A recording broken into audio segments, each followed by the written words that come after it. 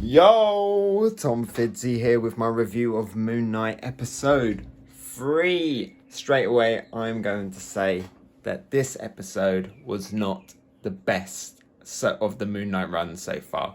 Just going to say that straight away. It doesn't mean it's bad. It just means that out of the 3, this is so far the worst one. And the reason is because it kind of suffers from that middle of the story syndrome. We're moving out of like the mystique and getting the introductions and like what's he gonna look like in the suit, what's going on with Stephen. We're kind of moving away from that stuff and we're moving towards the end, the kind of the big push. We're very much at the halfway point, so now we're moving into kind of the end game and like the conclusion more, and this was all kind of like set up to kind of start moving the characters in place and stuff. We're now in Egypt. We're setting up like a little bit more of the kind of the world and the universe. It was just like, here's some information, here's some teasers for some stuff that is gonna come. There was still some mysteries in there, and there was some still really good stuff in there. We still found out a lot of good information. We still built up some cool stuff. There is definitely still that mystery of the third person. But it just, when you go back to the last 2 episodes and you look at this one, those last 2 were just so good that this one just doesn't stand up as well.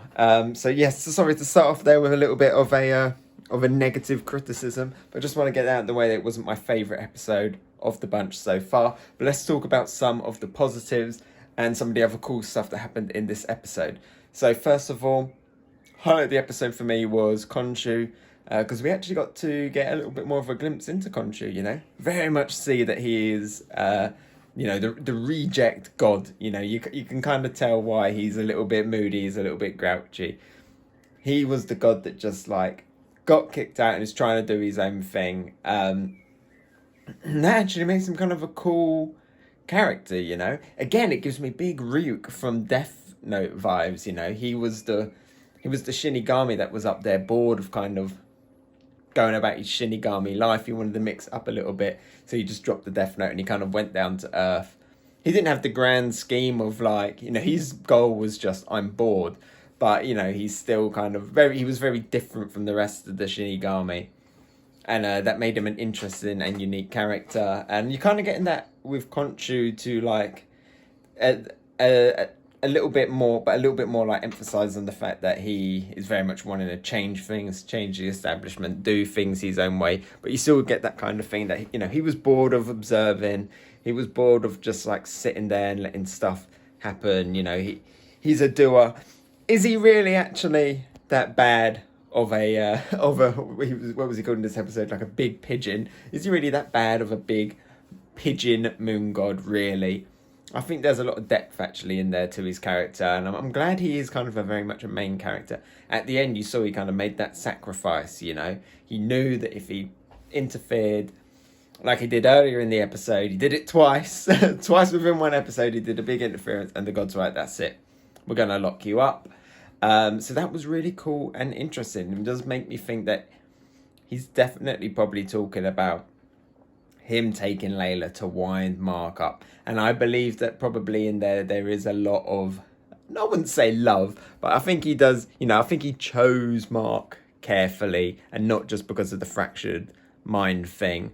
I'm starting to get vibes that there's a little bit of camaraderie in there, a little bit of liking Mark in there, because he and even to Stephen as well, he trusted Stephen to do the star guiding thing. That was such an epic scene. I remember seeing it in the trailers. I was so excited to see it in the episode. It was really cool here. But yeah, I just thought it was a really gorgeous looking scene. But he says to Stephen, he's like, Stephen, I'm gonna trust you to do this. And then he doesn't call him a parasite or anything at that moment. He's like, I'm going to trust you to do this. And then he says, tell Mark to go to my tomb. I'm trusting you, Stephen, with this information. And he's not like, tell Layla to go to my tomb, tell somebody else, tell Captain America, tell the Winter Soldier, tell Bruce Banner to go to my tomb so I can get my cloak around the Hulk. No, he's just like, tell Mark to go to the tomb, you know. Mark will know what to do. I want to get back with Mark, you know, that kind of thing. So that was really cool, really great episode for Khonshu. And then we got to see his dynamic as well with the other gods. We got a tease of the other gods. You know, I say tease because we kind of only saw their avatars. And we didn't get much of them. They were just like this weird like council. It kind of came out of nowhere in the episode. It was just like, okay, and we're gonna go and see the gods. You know, last week it was like, oh, look at this mysterious god figure. And then all of a sudden this time it's like, yeah, we're just gonna go and meet him in a council. You know, that was, it was cool. I don't feel like it was, compared to like the star moving thing and like the portal opening, how they can affect the world, and just a portal opens and then we just go and it's just a man in a business suit and some other like regular people sitting around, and Mark Spector's screaming like, I am Khonshu. It felt a bit weird from watching it with the outside perspective of the like avatars going about their thing. Mark was kind of, or like, I guess that was Khonshu really, just kind of screaming in a really out of place way. It was a little bit funny and tonally didn't quite fit with like the seriousness of the situation. But I kind of guessed that was also the point as well. You know, what would have been really cool is if you actually saw the gods themselves. Maybe we will at the end and got to see all their different animal skull heads. That would have been really cool. Instead, it was just like people in clearly a set of the Pyramid of Giza. So it kind of lost a bit of gravitas there, and then the shouting was kind of a bit silly. But I'm glad that we're kind of getting into that stuff, not shying away from it. You know, it was very weird, it was very pulpy, it was very comic book in that sense. So I'm glad we're getting straight into that stuff and not saving it to the end. Really just heavily leaning on the mystical side of things, and I love that side of comics and Marvel, so I'm glad we were in there. But I just feel like it, because it just was kind of in the middle of the episode and it was just a bit weird, and I was like, why are the gods clearly believing in Harrow? Like, it just didn't quite. I feel like maybe there's more to it that we don't know. Like at the end, that guy summoned Harrow. What was that one? Was it Osiris? I think maybe. I'm not sure. But just like summoned Harrow, and they were talking. It was like, yeah, sure, you can talk to the little statue. You just flick it off and smash it, and that's him gone. But I don't know. I feel like maybe there's like a little bit more going on there. Maybe.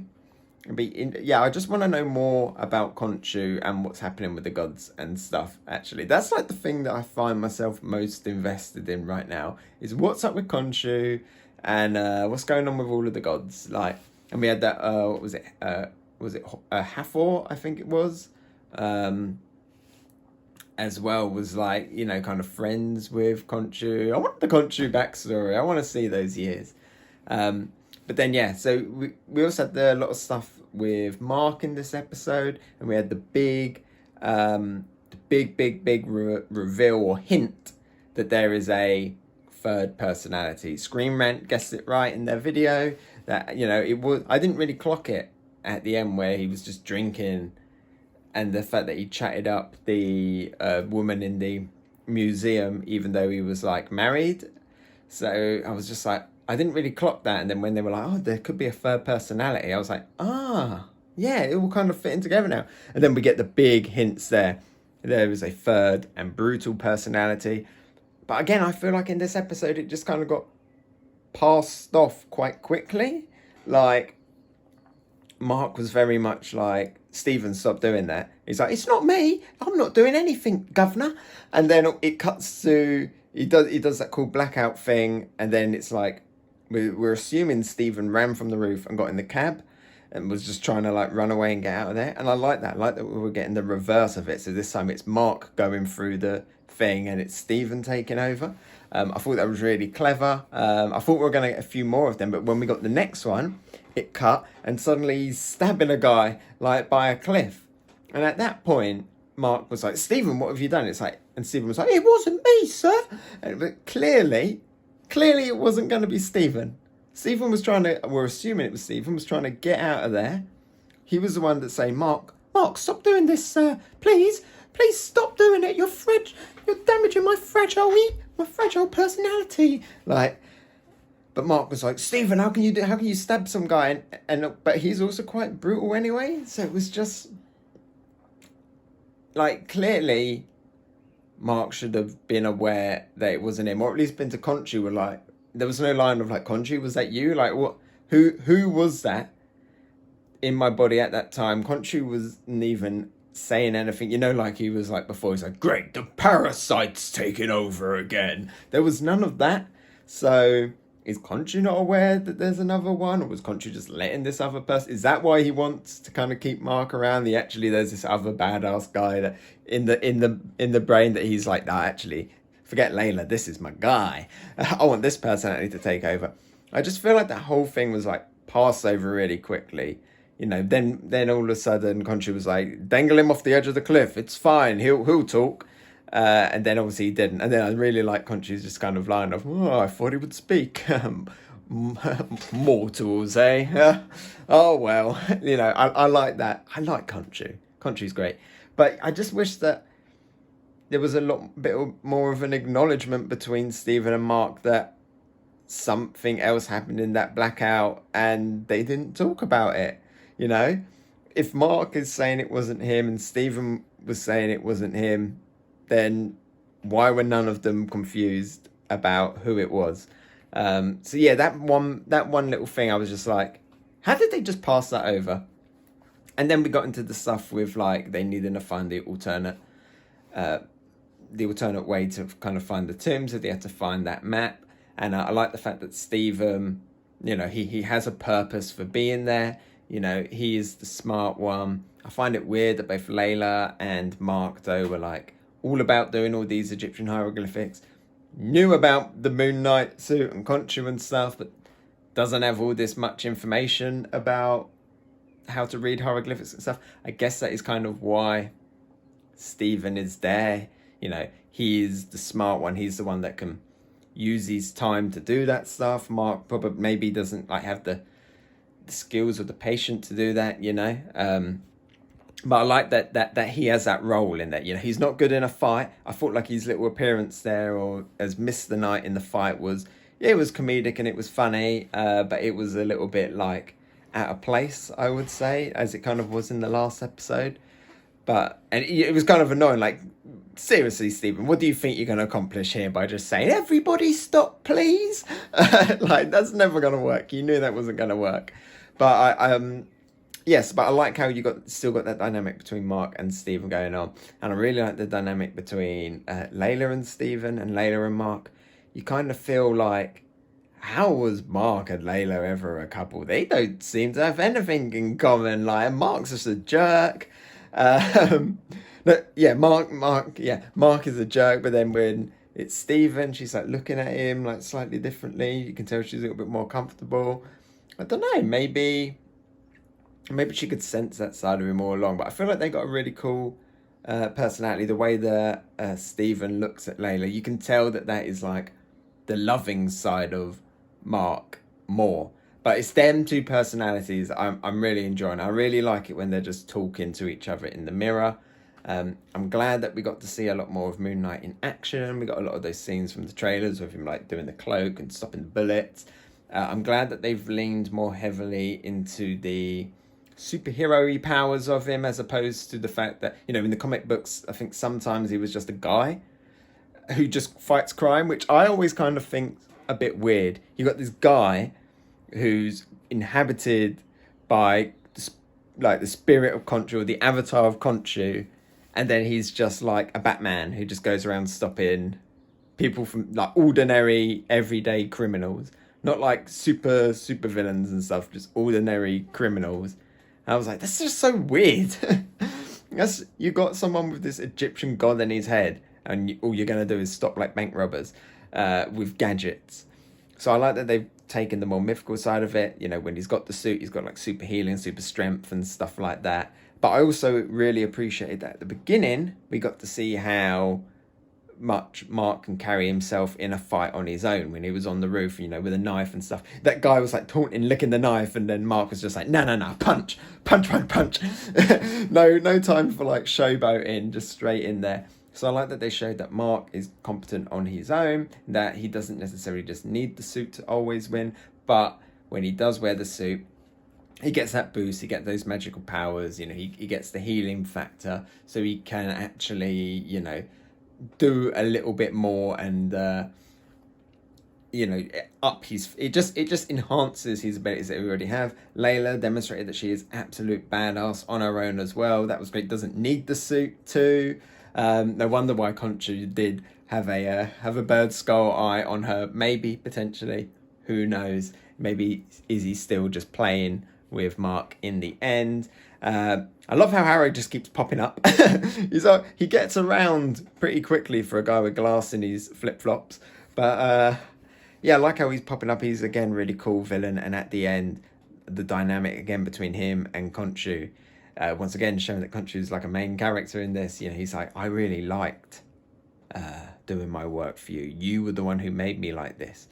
Again, you're getting some kind of, like, reason why Khonshu's doing this. It's not just about Mark and Stephen. They got their own story, absolutely, but it's very much Khonshu's story as well. They're all integral. All the personalities are integral to the Moon Knight character, and that is really cool. And the question now is, if there is a third character, does that mean there's a third suit? What is that one gonna be? Some Super Saiyan Moon Knight, you know? But yeah, you know, I still thought it was really cool. The more I'm speaking about it, actually, the more smile I got on my face as well. I'm like, yeah, I enjoyed it a lot more than I thought. As I was watching, I was like, this is like oddly paced and slow, and they're clearly not on a boat in that scene. And I was just like, I don't know, like, I was a little bit let down by when they went and saw the Ennead, and it was just like regular people. They didn't really believe him, even though it's like, just listen to him. Just like, can't you? They're like, Harrow's just like, I'm not doing anything wrong. I'm just wandering the desert. Check his pockets for the scarab. And like, you didn't really let Stephen, Mark speak. He was trying to, but he had all the Khonshu stuff. There's something else going on there. But yeah, I just feel like it was very much ticking off boxes, giving us the information, and just compared to the last ones, it was definitely a weaker episode. I don't want to say like super bad, because it was still enjoyable, still enjoying a lot of it, but it was a dip in quality, I would say. I just kind of missed that. I really liked the first episode was just so good, where it was switching between the characters, and like, you know, even though we were skipping the fights, I found that style of it so interesting, keeping it on very much on the one personality perspective. And I love that we got that a little bit with Mark at the beginning, but then we cut away from that. You know, it was only the one with Stephen getting in the cab. I really thought that was gonna go on for a little bit longer. But yeah, let's see where it goes. Let's see if it picks up again next week, now that we've got all of that kind of information and plot structure and stuff out of the way. All right, let me know what you think. Were my thoughts too harsh or too weak? What do you think about Khonshu? And yeah, thanks for watching, everyone. All right, see you in the next one. Bye-bye.